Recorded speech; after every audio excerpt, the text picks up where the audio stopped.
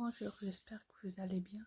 Je fais cette vidéo parce qu'aujourd'hui, à 11 h du matin, ça fera 4 ans que j'ai appris que j'avais un cancer. En fait, quand on l'apprend, on réalise pas forcément tout de suite. Et après avoir su que j'avais un cancer, j'ai eu un rendez-vous avec un chirurgien pour m'opérer de mon cancer.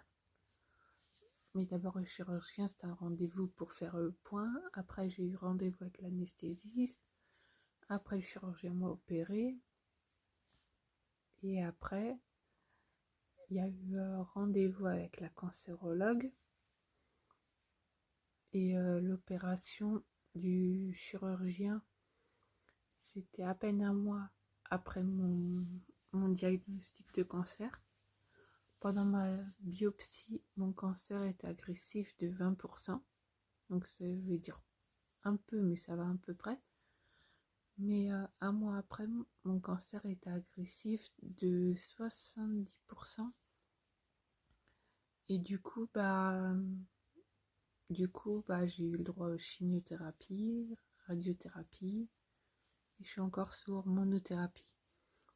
En fait, la chimio, j'ai eu 4 grosses chimios qui ont commencé. La première a commencé le 5 décembre à 8 h du matin. Ça, c'est des dates qu'en fait, on se rappelle tout le temps.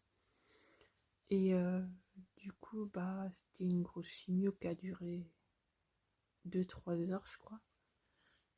Et après, c'était toutes les 3 semaines, parce que vu que c'était fort, pour pas trop nous fatiguer, c'était toutes les 3 semaines le temps qu'on se remette.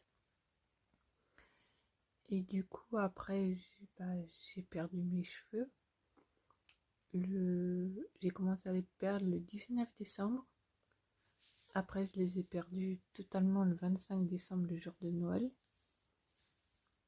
Et sinon, après, j'ai eu 20 autres chimiothérapies. Après, toutes les semaines, cette fois, parce qu'elles étaient moins fortes. Après, j'ai eu radiothérapie tous les mois. Et après, maintenant, je suis sous hormonothérapie. Et du coup, normalement, j'en ai encore pour presque un an encore. Après, c'est entre 5 à 10 ans. Donc, en fait, j'en ai soit encore pour un an, ou soit encore pendant 6 ans. Je sais pas. Du coup, tous les 6 mois, je vais